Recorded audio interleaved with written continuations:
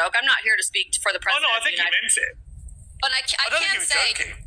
just based on every single speech that was given at that event other than the president's, and if you took the time to watch all 6 hours of it, you can see this was not a rah, right-wing political rally. Every single speaker, including President Trump, took their time on stage to spread the gospel, to share love of God, to say we can...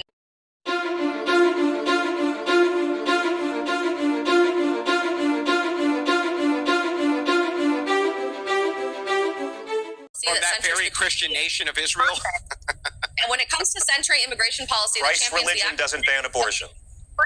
It starts with stopping the horrifying human trafficking of children and the rape of babies and toddlers that happens on the southern border every day. When it starts by lifting people out of poverty, it starts by giving people actual positions of employment that give them a long-term trajectory for financial success. These are Christian values, but our twisted, disgusting media in America and beyond has allowed for a very inverse reaction from Christians to believe in this version of toxic empathy where we are supposed to tolerate and endorse evil and call that following Christ. And I think the last few weeks have been a really powerful example for Christians around the world to realize we no longer can tolerate demonic evil in the spiritual warfare. How did you feel, Isabel? How did you, just on that point, how did you feel when at Charlie Kirk's memorial, his widow Erica made an incredibly powerful announcement of forgiving the killer of her husband, but then Donald Trump followed and said he hates his enemies and is still trying to work on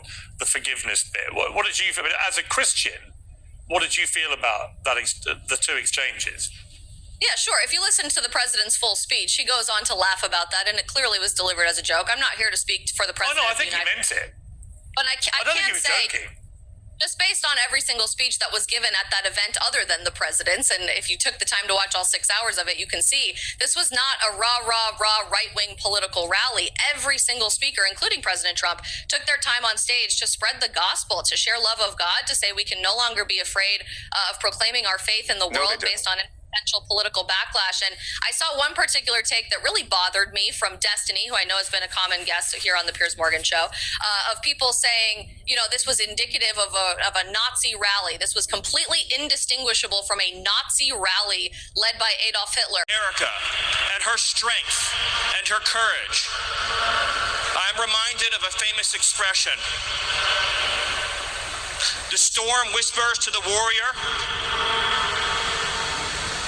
that you cannot withstand my strength. And the warrior whispers back, I am the storm. Erica is the storm. We are the storm. And our enemies cannot comprehend our strength, our determination, our resolve, our passion. Our lineage and our legacy hails back to Athens, to Rome, to Philadelphia, to Monticello. Our ancestors built the cities. They produced the art and architecture. They built the industry. Erica stands on the shoulders of thousands of years of warriors, of women who raised up families, raised up city, raised up industry, raised up civilization, who pulled us out of the caves and the darkness into the light. The light will defeat the dark. We will prevail over the forces of wickedness and evil. They cannot imagine what they have awakened. They cannot conceive of the army that they have arisen in all of us. Because we stand for what is good, what is virtuous, what is noble. And to those trying to incite violence against us, those trying to foment hatred against us, what do you have? You have nothing. You are nothing. You are wickedness, you are jealousy, you are envy, you are hatred. You are nothing. You can build nothing. You can produce nothing. You can create nothing. We are the ones who build. We are the ones who create. We are the ones who lift up humanity. You thought you could kill Charlie Kirk?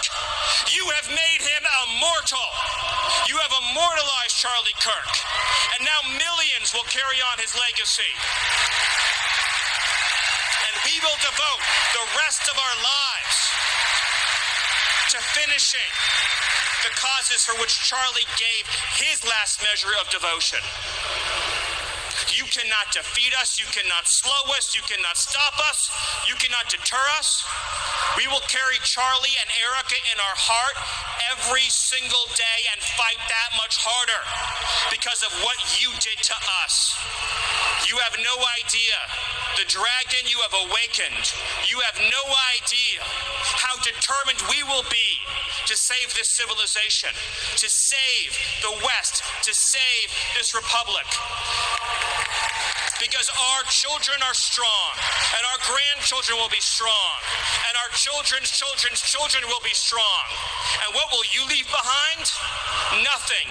Nothing. To our enemies, you have nothing to give, you have nothing to offer, you have nothing to share, but bitterness.